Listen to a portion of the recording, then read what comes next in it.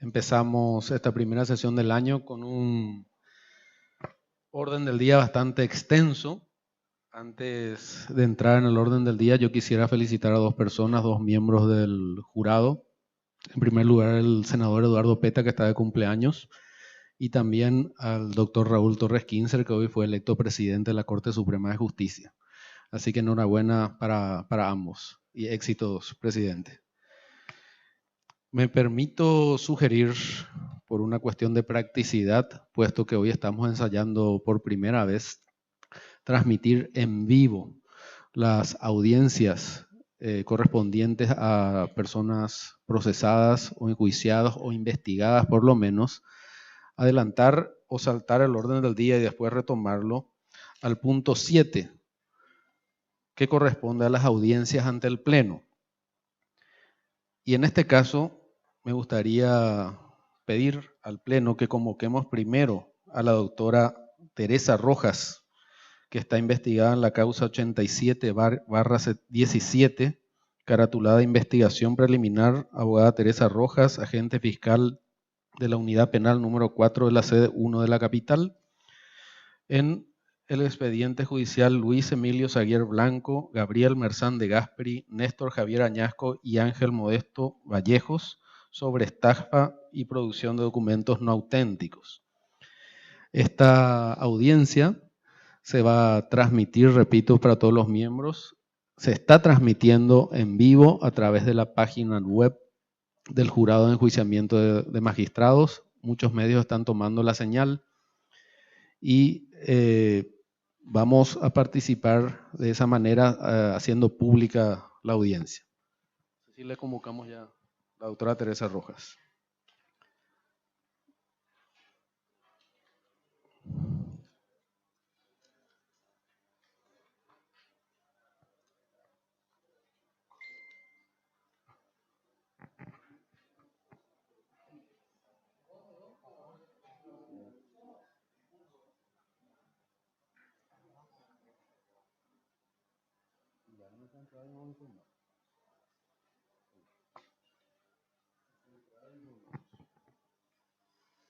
Bueno, muy bien.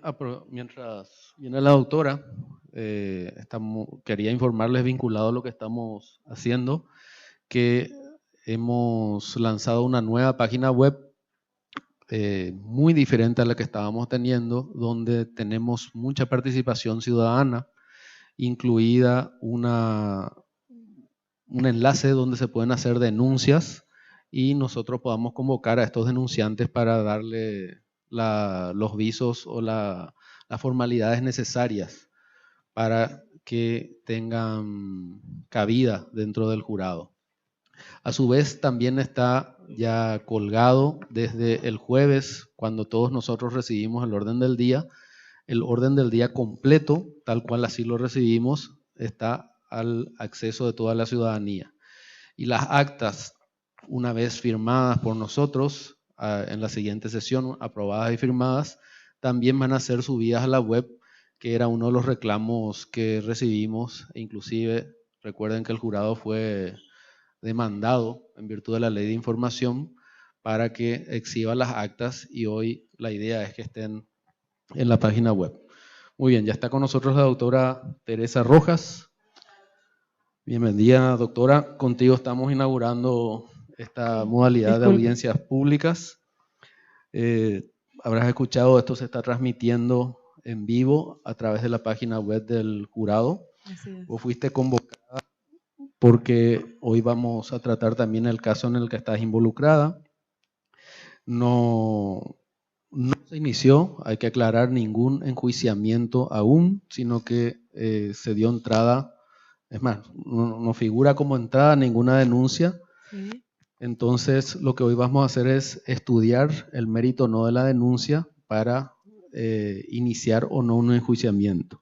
Entiendo. Entonces, esta declaración no es dentro de un proceso abierto, te quiero aclarar, sino que sos citada para ser escuchada en el marco de la causa, y te paso a leer: Luis Emilio Saguier Blanco, Gabriel Merzán de Gasperi, Néstor Javier Añasco y Ángel Modesto Vallejo Ruiz, sobre estafa y producción de documentos no auténticos. Luis Emilio Saguier Blanco y otros sobre lavado de dinero, lesión de confianza y producción de documentos no auténticos. Mario Alberto Simán Dubaut y otros sobre sabotaje de sistemas. Y Lidio Antonio González Romero y otros sobre hecho punible sobre la prueba documental. Doctora, te pregunto para iniciar tu declaración, ¿vos tuviste conocimiento de que aquí se ha realizado alguna denuncia contra tu persona y a través de qué medio en caso afirmativo?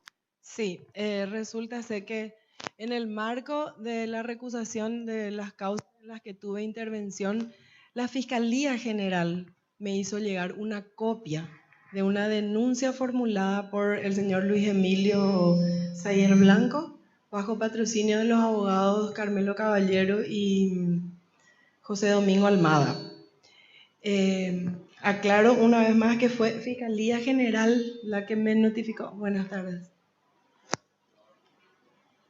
La que puso a mi conocimiento de que existía una denuncia formulada por estas personas. Ese mismo día que yo recibo la comunicación de la Fiscalía General, recibo también la visita de estos abogados, de Carmelo Caballero y de José Domingo Almada, en donde también se ingresan a mi oficina, en donde estaba trabajando con 2 de mis asistentes y la auditora de IPS sobre una denuncia del IPS. Ingresan a mi oficina y de una manera prepotente y levantando la voz me dicen, me cuestionan mis actuaciones en las causas mencionadas, que eran en total 3 hasta ese momento.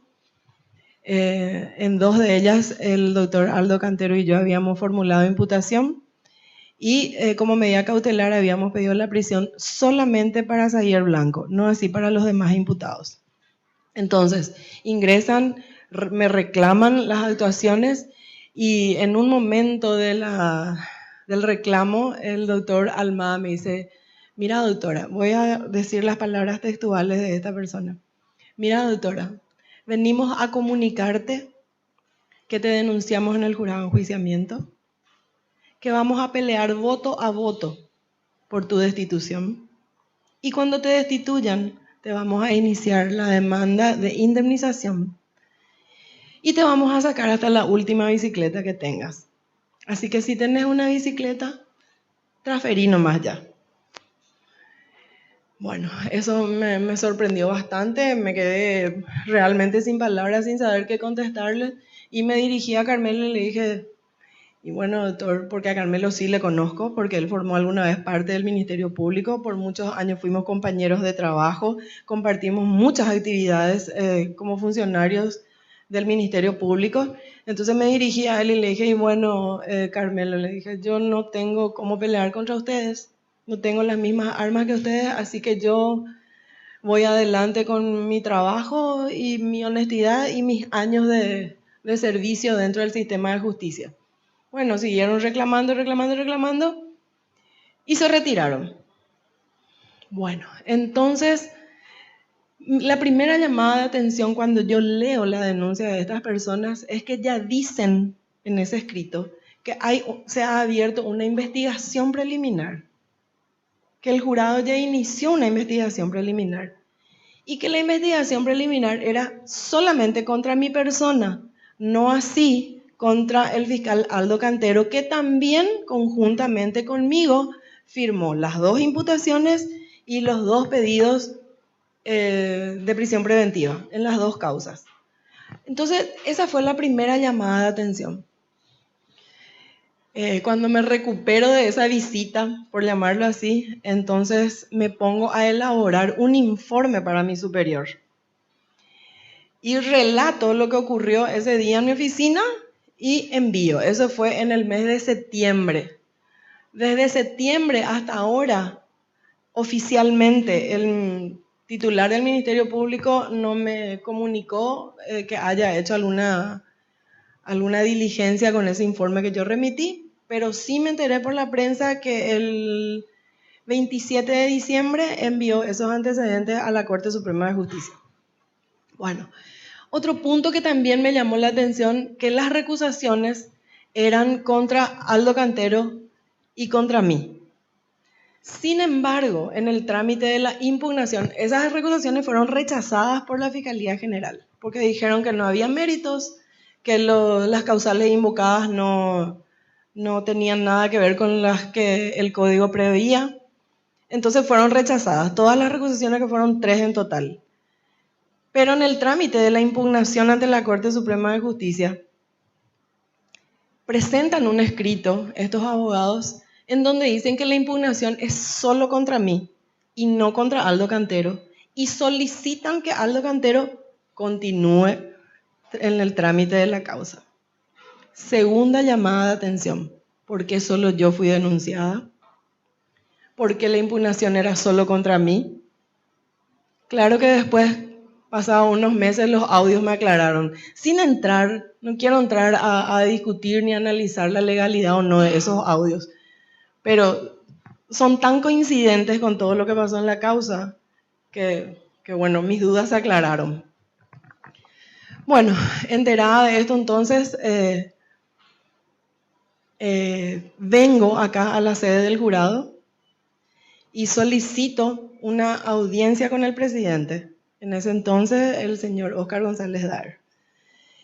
Estaba esperando en uno de los pasillos acá y un funcionario me dice que el secretario Fernández Lipman me va a atender.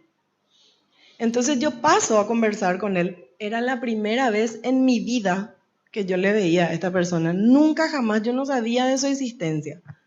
Entonces paso a hablar con él y le digo, vengo por esta denuncia. Y en la denuncia dice que ya se abrió una investigación preliminar. Y quiero saber en base a qué, cuál es el dato concreto sobre algún mal desempeño de mi función en la tramitación de estas causas, o si hay alguna publicación que ponga en entredicho mi actuación en estas causas. Y él da vueltas y da vueltas, me dice, no, voy a decir textuales palabras, no, me dice, acá pues nosotros podemos abrir de oficio, el presidente tiene esa facultad. Entonces el miembro Oviedo Mato pidió que se abra esta investigación y entonces sí, está todo bien, me parece perfecto, te pueden abrir la investigación que quieran. Yo solamente quiero saber cuál es la base fáctica. ¿Qué es lo que ocurrió? ¿Qué le llamó la atención al jurado? Y cómo el jurado sabe que yo tengo a mi cargo estas 4 causas que dice la denuncia, que ustedes abrieron la investigación en estas 4 causas. ¿Cómo tienen datos tan concretos si es que en realidad no hay?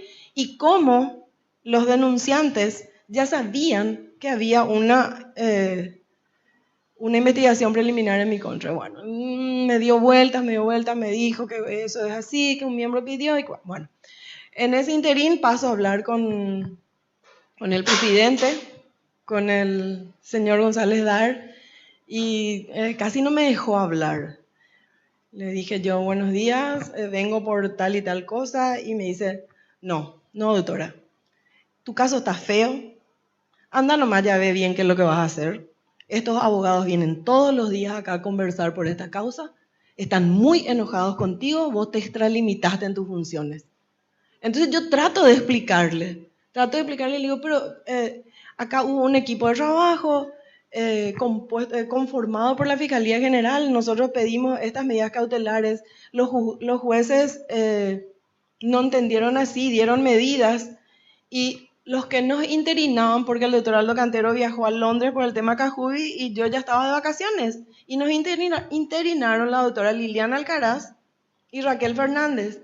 Y luego de esa resolución de medidas cautelares, estas 2 fiscales apelaron esa resolución. O sea, no era un antojo mío, ni un antojo de Aldo Cantero, ni un antojo de nadie, sino que era algo que sostuvimos 4 fiscales.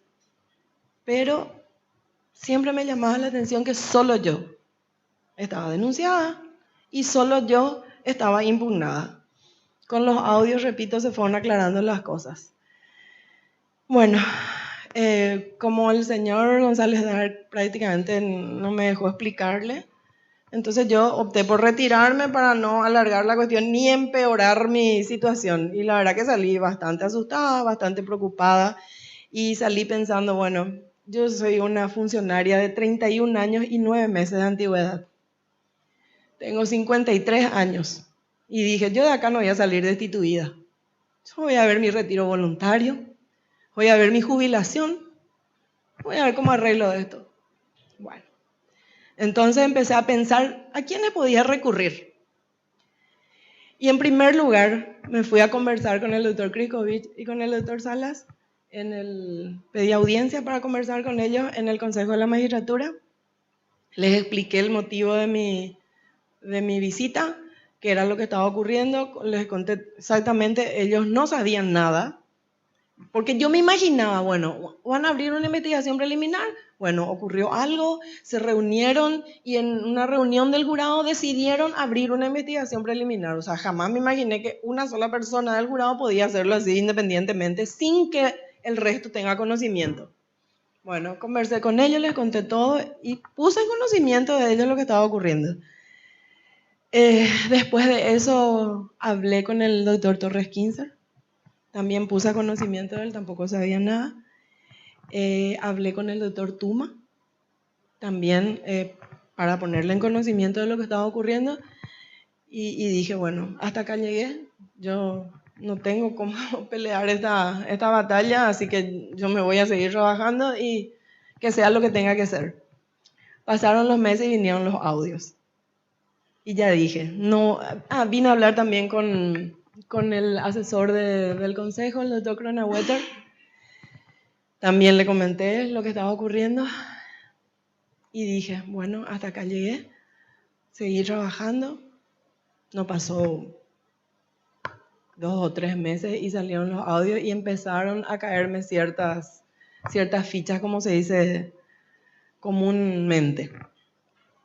Y bueno, eso es lo que ocurrió a partir de la denuncia y los audios. Y bueno, y ahora estoy acá y les conté cómo fue el devenir de los acontecimientos a partir de todo eso. Y como les dije, yo soy una funcionaria que empecé como practicante en el Poder Judicial. Luego fui 8 años actuaria, primero del doctor Soto Estigarribia, Mario Soto Estigarribia, luego con el doctor Tadeo Rodríguez Boxia, y luego estuve con el doctor Nelson Mora. Luego ascendí a procuradora fiscal, cuando los procuradores fiscales concursaban vía Consejo de la Magistratura. Y después fui fiscal ya en el periodo de fiscal general del doctor Oscar Latorre. Y bueno, y aquí estoy y es lo que ocurrió conmigo. Tenemos algunas preguntas formuladas y después vamos a los colegas, formuladas por la dirección jurídica. En cuanto a uno de los motivos de la denuncia, sí, doctora, que le aclaro que ayer fue desistida por el denunciante Luis Aguirre Blanco, entonces eso se va a tener por desistida. En cuanto a los motivos que ellos indican como mal desempeño, hablan de su deber de apartarse de los abogados Ricardo Preda y Juan Marcelo Kronawetter. ¿Fue recusada en ese sentido? No. La recusación contra el doctor Aldo Cantero y contra mí fue por falta de objetividad, por habernos extralimitado en nuestras funciones, por haber solicitado prisión preventiva del imputado Zayer Blanco. Y creo que la última recusación, una de las últimas causas ya fue por odio. Yo decía, ¿odio de dónde? Y ahí fundaron el odio en el escrito de denuncia que finalmente presentaron. Esa parte quiero aclarar. Sí.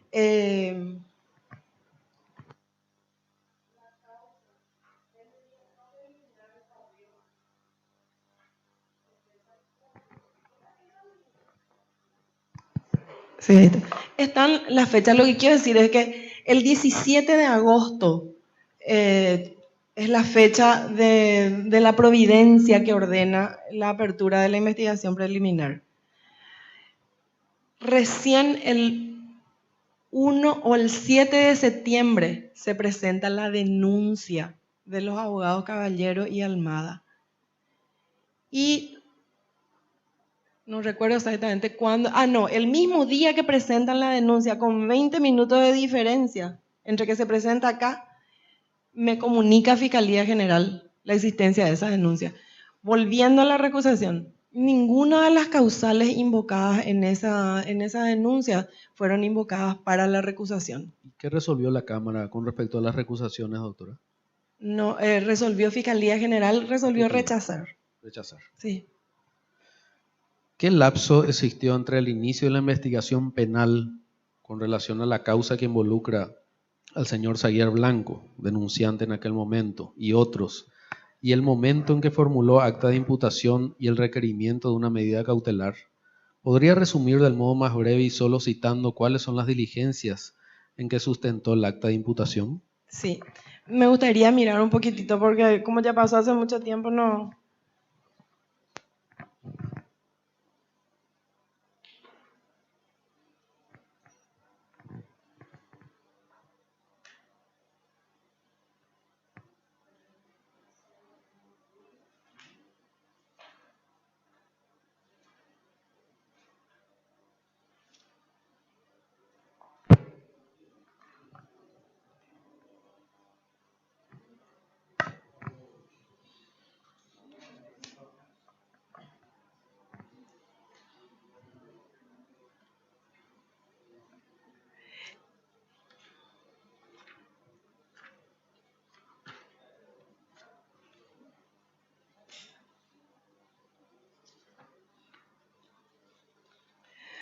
Bueno, la verdad que no tengo, pero un lapso aproximadamente. Resulta ser que la primera denuncia, la denuncia formulada por el doctor Osvaldo Granada Salaverry, se inició en una fiscalía barrial, en la fiscalía barrial de la doctora Álvarez, Esmilda Álvarez. Esa denuncia creo que ya es de mayo. Posterior a eso se formuló la denuncia en el mes de junio.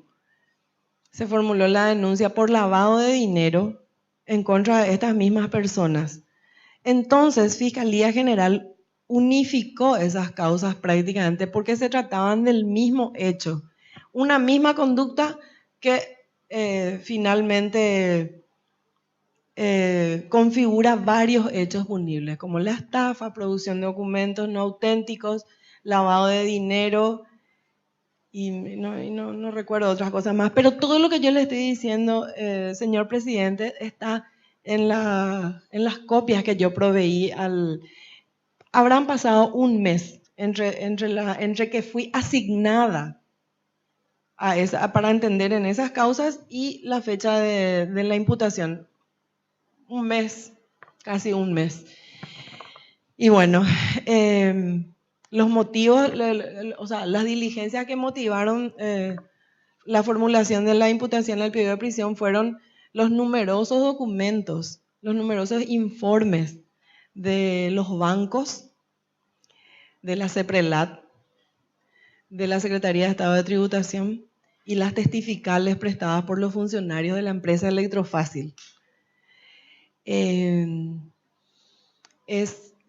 Para nosotros, digo para nosotros porque éramos dos en ese equipo, lo más relevante eran los informes de la CEPRELAT, que nos enviaron una cantidad impresionante de reporte de operaciones sospechosas, ROS le llaman, que era muy llamativa la cantidad de dinero que se movían entre las empresas vinculadas entre Zaguier Blanco y los demás imputados. Eran varias empresas y entre ellos se vendían carteras de crédito, se vendían y se compraban carteras de crédito y movían mucho dinero. Tanto es así que cuando nosotros enviamos el primer informe, primer pedido de informe a CEPRELAT, me llaman por teléfono y me dicen, doctora, tenemos muchísimas cosas para enviarle, y a mí también me llamó la atención y dije, bueno, si tenían tantos reportes de operaciones sospechosas, ¿por qué no comunicaron? Porque esperaron que alguien les pida, o sea, existen los canales para investigar. Y ese fue también uno de los motivos de la denuncia. Dice que los informes de CEPRELAT son secretos y que no pueden ser utilizados en el marco de una causa. Entonces, la pregunta es, ¿para qué está el CEPRELAT si no vamos a poder utilizar sus informes para imputar o para investigar un lavado de dinero? Igualmente, los testigos manifestaron, tanto los que declararon con la doctora Álvarez como los que declararon con nosotros, manifestaban que eran hostigados permanentemente tanto por el imputado como otras personas allegadas a él, en el sentido de tratar de dirigir el sentido de las declaraciones de los mismos, ya que eran todos funcionarios de la firma Electrofácil. Entonces teníamos una prognosis de que eso mismo podía suceder con las demás personas que iban a venir a aportar datos a la investigación. Con eso consideramos, había mucho movimiento de dinero. El perjuicio patrimonial era muy elevado. Hablamos de 29 millones de dólares en una causa y 16 millones de dólares en otra causa. Para el Ministerio Público eso significaba un alto peligro de fuga. A mayor poder económico, más facilidad para evadirse de la justicia. Y sobre todo la obstrucción que ya mencioné respecto de lo que manifestaron los testigos en sus declaraciones. Y quiero aclarar que de las 5 o 6 personas que fueron imputadas, solamente pedimos prisión preventiva para el señor Zaguier Blanco, no así para las otras personas, porque consideramos que era él el que manejaba esa empresa. Y él era el que era mencionado permanentemente y él era el que aparecía en los movimientos, tanto bancarios como de movimiento de dinero en el sistema financiero. Bien, usted nos dijo que en la audiencia que puso a conocimiento de la Fiscalía General del Estado los hechos que nos relató. Así es.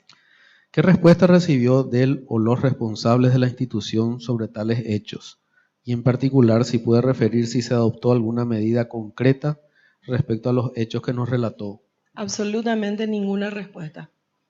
Como ya les dije antes, después por la prensa me enteré que el 27 de diciembre ellos, Fiscalía General remitió ese informe a la Corte Suprema de Justicia, pero no tengo ningún reporte de que haya ocurrido o que se haya tomado alguna decisión al respecto. ¿Una pregunta de algún miembro? Senador. Para mí está bastante claro el relato. Le agradecemos, doctora. Solamente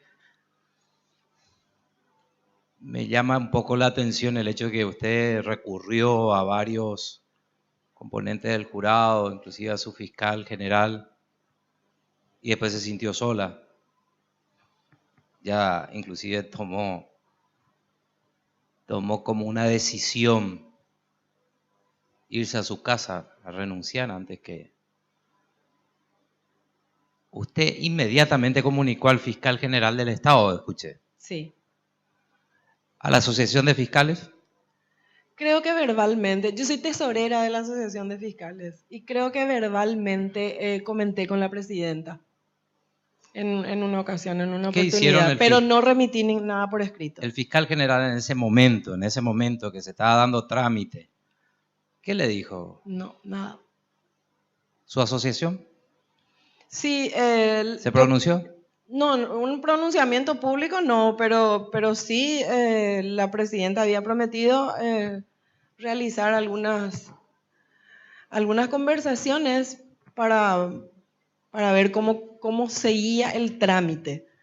Pero lo que yo hice, lo que yo pretendía hacer, yéndome a hablar con estas personas a quienes cité, es poner a su conocimiento lo que estaba ocurriendo. Como que para cuando exista una sesión en donde se tenga que tratar mi caso, mi denuncia, ellos ya estén en conocimiento. Esa era la intención, poner a conocimiento de ellos y de paso saber si ellos tenían conocimiento de lo que estaba ocurriendo, de que se había abierto una investigación preliminar. Y estas personas me dijeron que no tenían conocimiento. Entonces, para mí eso significó que era... Bueno, o era el miembro Jorge Oviedo Mato o era el presidente, porque eso fue lo que me dijo Fernández Lipman. En apretada síntesis, eso fue lo que me dijo. Pregunto, sí. Usted denuncia un delito de coacción al fiscal general del Estado por los hechos relatados, es un delito de coacción. ¿El fiscal general del Estado remitió o conformó alguna causa penal con relación a su denuncia? No, ninguna. Eso es todo. Doctora Teresa, conforme a su explicación, la imputación tiene un sustento fáctico que le dio la convicción realmente para la presentación de la imputación y pedido de prisión de los imputados. Creo es. que eso sea claro. Así es. Ese es el fondo de la cuestión, digamos, para que también nosotros podamos analizar la denuncia presentada independientemente al desistimiento que ha presentado el denunciante. Por otro lado, hay cierta coincidencia en base a su explicación, y si puede relatar brevemente, de lo que ocurrió en la causa Electrofácil, la denuncia presentada ante el jurado y esos audios que es de público conocimiento. Si hay coincidencia en ese sentido y algunas cuestiones puntuales y graves de repente, si podés relatarnos. Y como último punto, con relación a lo que señalaba el senador Peta, quiero también aclarar de que nosotros tuvimos conversaciones con relación al tema con el doctor Kriskovich y realmente era medio sorprendente la forma como relataba la doctora, pero inmediatamente se sucedieron los hechos y nosotros no teníamos conocimiento realmente del avance de la denuncia e investigación por parte del jurado y estábamos expectantes una vez que se ponga a consideración de los miembros. Eso quería también aclarar al senador, que fue todo rápido, digamos, y no hubo una suerte de capacidad de reacción por parte nuestra como miembros del jurado, independientemente de lo que pudo haber ocurrido dentro del Ministerio Público, que es el órgano de repente que puede impulsar si se dan delitos de coacción u otros hechos punibles, como bien señala el senador. Gracias. Así es. Bueno, como ya dije, el Ministerio Público, todas las actuaciones del Ministerio Público, de los agentes fiscales, están sujetos al control judicial. O sea, nosotros formulamos una imputación y la presentamos ante un juez penal de garantía, quien controla los méritos de los requerimientos y los fundamentos de los requerimientos que presentamos. Así es como una causa, una de las imputaciones cayó en el juzgado penal de garantía a cargo de la doctora Griselda Caballero y la otra cayó en el juzgado del doctor Otazú, penal de garantía económico, creo que Otazú. En ambos juzgados se presentaron 2 incidentes de nulidad de la imputación. Esos incidentes fueron rechazados, lo que significa que nuestras imputaciones estaban basados en elementos de sospecha concretos sobre la participación de estas personas, digo estas personas porque son varias, en las denuncias formuladas en su contra. Si me recuerda, ¿cuál es la relación con los audios? Bueno, el primer día que yo escucho uno de los audios, escucho que Fernández Lipman le dice a Carmelo Caballero, le dice, sí, vino acá, Teresa Rojas está destartalada, se fue de acá llorando, Gallego quiso venir a apretar, a cuestionar la investigación preliminar, y después el doctor, el jefe le remató y se fue llorando de acá. Primera verdad, porque como yo les relaté antes, primero hablé con Fernández, le cuestioné todo ese tema, luego hablé con el presidente y en realidad salí preocupada de acá. Y esa fue la preocupación que yo le llevé a esas personas a quienes cité y al doctor Cronenwetter. Bueno, inclusive me acuerdo que le dije al secretario Fernández Lima, le dije que por favor me den un tiempo más, porque las fotocopias que tenía que presentar eran muchísimas y que eso me iba a costar mucho dinero. Y le dije que por favor me espere para que yo pueda hacer esas fotocopias. Ese fue el primer audio, la primera verdad que contó Fernández Lima en su conversación con Carmelo Caballero. Después dice, hey, partner, vino la Teresa Rojas, porque él no sabía quién era yo. Pues yo, como dije, era la primera vez que nosotros nos veíamos, nunca jamás tuvimos ningún encuentro, no nos conocíamos de ningún lado. Y le dice, hey, partner, la Teresa Rojas se fue a llorarle a Candy Amarilla. Y Candy Amarilla habló acá con un funcionario, el funcionario vino a hablar otra vez acá conmigo. Y le contesta, caballero, todos los caminos conducen a Roma. O sea, era verdad, porque yo me fui a hablar y a propósito quiero contar ¿Cuál es la relación que me une con el doctor Candy Amarilla? Fue mi compañero de trabajo. Él era actuario del juzgado de primera instancia del segundo turno y yo era dactilógrafa en el juzgado de primera instancia del cuarto turno. Entonces, y fue mi jefe, fue fiscal general. Entonces, era una persona con quien yo tenía una confianza y una relación de muchos años. Entonces, también recurrí a él. Me fui a contarle lo que me estaba pasando. Entonces, ese segundo, o sea, todo lo que ellos decían en esas conversaciones era exactamente los pasos que yo iba dando. O sea, ellos manejaban todo eso. Respecto a lo de mi compañero Aldo Cantero, le dice en uno de los audios, le dice a Fernández Lipman, hablé con Teca y le di un poco frío. ¿Y por qué me dijo que si la fiscal pidió prisión es porque el jefe le ordenó, el fiscal general le ordenó? Y le contesta, le dice, no, Teresa Rojas no es santo de la devoción ni del fiscal general ni de Zacarías. Por eso le pusimos a Aldo ahí. Entonces también se me empezaron a aclarar las cosas. Bueno, no sé, creo que son como 5 audios en los que se refieren a mí.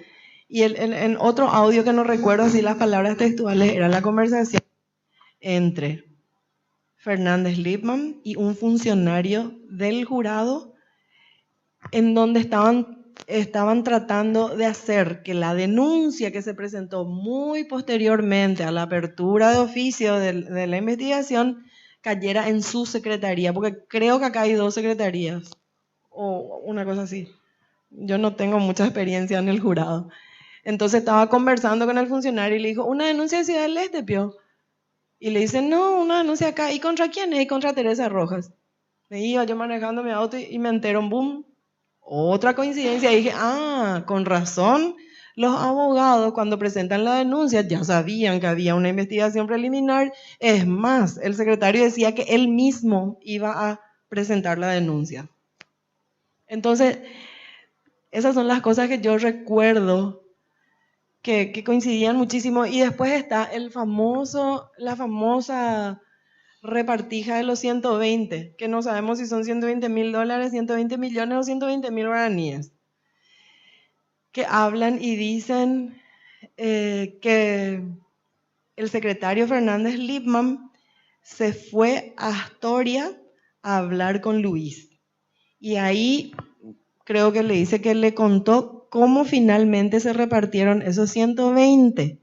Y le dice, por supuesto vos, ustedes out, le dice como diciendo, ustedes son los abogados de él, entonces no pueden entrar en la repartija.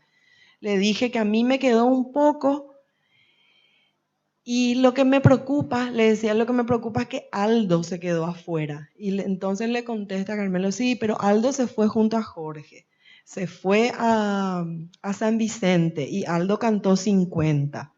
Pero ahora después, no sé, vamos a generar nomás otra vez 10, 20, 30, 40. O sea, esas eran las cosas así que yo iba escuchando y no podía salir de mi sorpresa. Porque era exactamente lo que ocurría en la carpeta, era exactamente lo que era la confirmación de las cosas que a mí me llamaban la atención. Eso fue, doctor. No sé si está contestada su pregunta. Sí. Diputado Tomás. Gracias, doctora. ¿El fiscal Aldo Cantero sigue en la causa? No. Yo creo que él se inhibió finalmente y hoy día la causa está con la doctora Alba del Valle después de creo que hizo un recorrido de otros fiscales y está con la doctora Alba del Valle. Muchas gracias. ¿Alguna otra consulta? Perdón, una consulta más, doctora. Sí. ¿Hay una causa abierta, una investigación por parte del Ministerio Público contra el fiscal Aldo Cantero? No tengo conocimiento. Okay. No tengo conocimiento. Gracias, doctora, por su presencia. No sé si quiere agregar algo más para concluir esta audiencia. Y bueno, la verdad que quería dejar para el final contarle un poquitito quién soy yo, pero me adelanté y ya les dije que soy una antigua funcionaria del sistema de justicia. Empecé en el Poder Judicial y y seriamente, después de todos estos incidentes, después de todo lo que tuve que pasar, porque realmente fue muy fuerte para mí,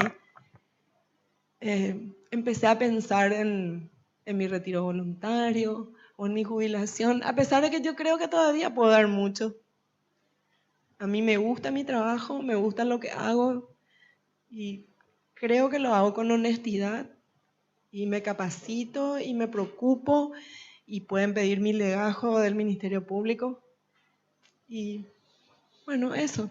Y les agradezco muchísimo esta oportunidad de escucharme y de poder decirles todo lo que me pasó y bueno, y esto es como una liberación para mí.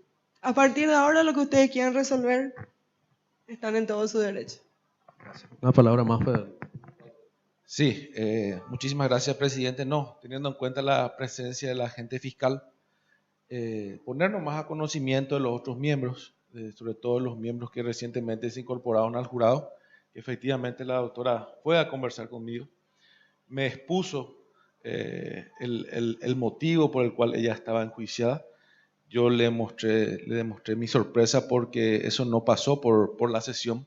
Le expliqué que es una potestad del presidente y que seguramente es un trámite administrativo que se está dando, pero que no se preocupe, que una vez que ingrese en el orden del día, ahí tomamos conocimiento todos los miembros realmente de qué ocurre en esa investigación preliminar, y le dije que vaya tranquila. Ese fue el contexto de nuestra conversación, solamente para poner a conocimiento de los miembros acá en presencia de la fiscal. Si yo estoy diciendo algo de más, ella me puede desmentir acá tranquilamente, presidente. Solamente eso para que tengan conocimiento los miembros de la conversación que tuvimos con ella. Muchas gracias. Fue exactamente lo que...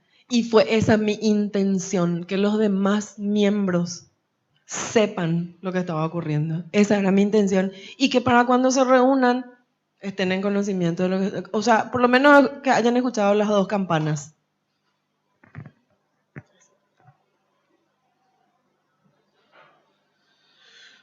Efectivamente, señora fiscala, es así también, como ya dijo el doctor Salas, usted conversó, por lo que veo, en primer lugar con nosotros dos, y es un trámite, como decía el diputado Tuma, que se inició en presidencia sin conocimiento de los demás miembros. Hoy estamos intentando cambiar ese modo de actuar, no concentrar todo en la presidencia, por eso es que algunas innovaciones se dan hoy, inclusive como esta audiencia que está siendo transmitida en vivo, hoy toda la ciudadanía la está escuchando y va a quedar también permanentemente su declaración bastante ilustrativa de cómo se llevaba el jurado anteriormente, aún con desconocimiento de los miembros, va a quedar para que todos puedan ver su testimonio. Le agradezco nuevamente por su presencia y seguimos con nuestra... Gracias. Muchas gracias por la atención y mis respetos.